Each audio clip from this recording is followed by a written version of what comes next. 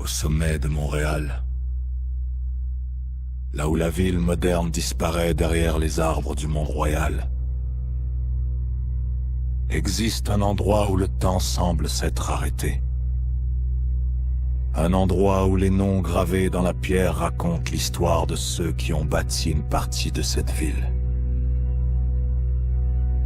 Mais parmi toutes les pierres tombales du cimetière Mont-Royal, il en existe une qui attire particulièrement les regards.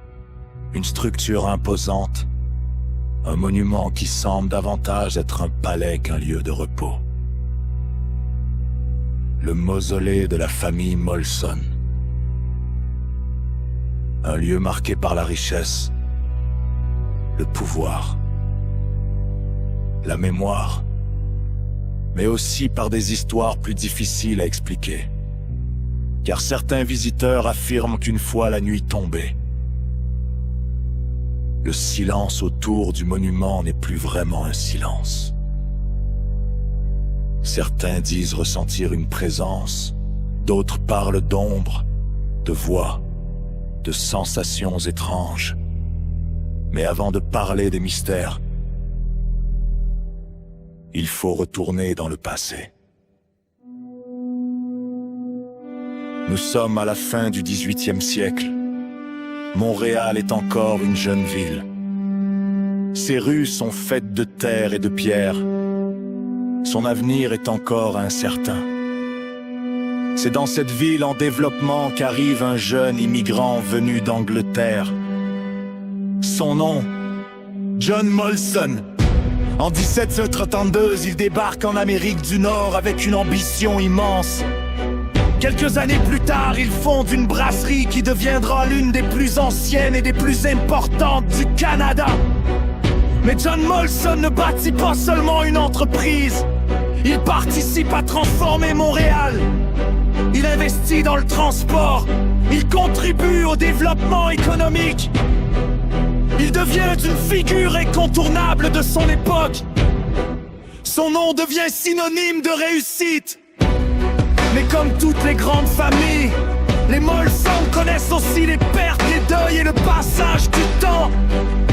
Et lorsque vient le moment de choisir leur dernier lieu de repos, ils choisissent la montagne, le Mont-Royal. Un endroit élevé, un endroit dominant la ville, un endroit où leurs descendants pourront être réunis pour l'éternité. Le monument de Molson n'est pas un simple tombeau, c'est une déclaration. Une façon de dire: nous avons existé, nous avons bâti, notre histoire continuera. La pierre massive, les colonnes, les portes imposantes, les caveaux familiaux, tout semble conçu pour défier le temps. Mais peut-être que certaines histoires ne disparaissent jamais complètement. Au fil des années, des visiteurs ont commencé à raconter des expériences étranges autour du mausolée. Certains parlent d'un sentiment difficile à expliquer, une impression d'être observé. Comme si quelqu'un se trouvait derrière eux, alors qu'ils sont pourtant seuls. Certains enquêteurs paranormaux racontent avoir ressenti une lourdeur dans l'air, une sensation différente de celle ressentie ailleurs dans le cimetière. Comme si l'endroit conservait une énergie particulière. Bien sûr, un cimetière est un lieu chargé d'émotions. Des milliers de vies y sont représentées, des milliers d'histoires. Mais pour certains, le monument de Molson semble posséder quelque chose de plus, quelque chose d'invisible.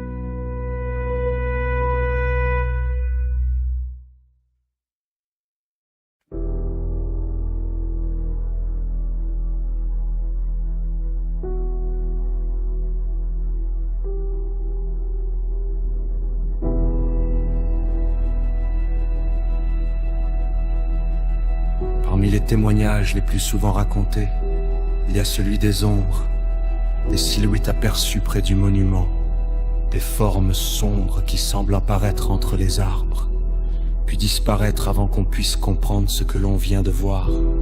Certains parlent d'une personne immobile près des portes du mausolée, une présence silencieuse, une présence qui disparaît lorsqu'on s'approche. Fantôme? Illusion? Jeu d'ombre et de lumière? Personne ne possède la réponse, mais les histoires continuent. Les enquêteurs paranormaux qui visitent les lieux utilisent parfois des appareils pour tenter de capter des phénomènes inexpliqués. Détecteurs électromagnétiques, enregistreurs audio, caméras infrarouges. Certains affirment avoir enregistré des sons étranges, des murmures, des bruits qui ne semblent pas avoir d'origine claire, des fragments de voix qui apparaissent dans les enregistrements, des voix que certains interprètent comme des communications avec l'au-delà. Mais comme toujours dans le monde paranormal, une question demeure. Est-ce réellement une manifestation ou simplement un son naturel interprété par notre cerveau? Car le mystère, c'est aussi ce qui rend ces endroits fascinants.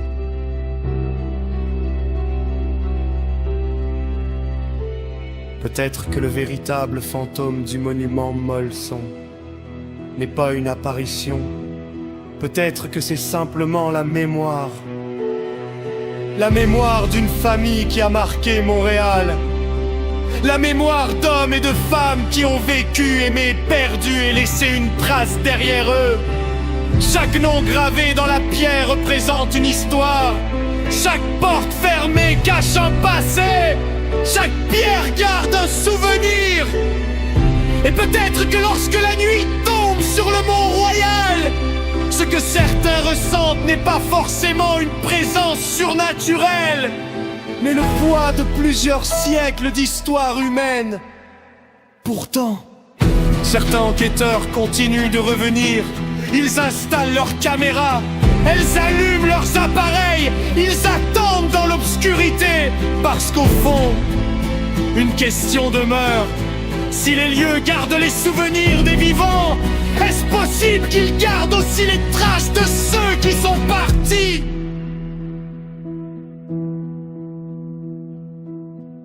Le monument Molson dort encore sur la montagne, silencieux, imposant, gardien d'une histoire vieille de plus de 2 siècles.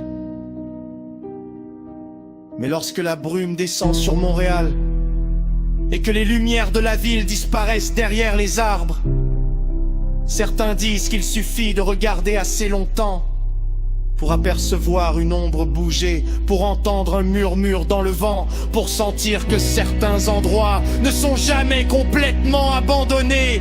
Le mausolée Molson, un monument à la mémoire, un lieu d'histoire, et peut-être un endroit où les ombres du passé refusent encore de disparaître.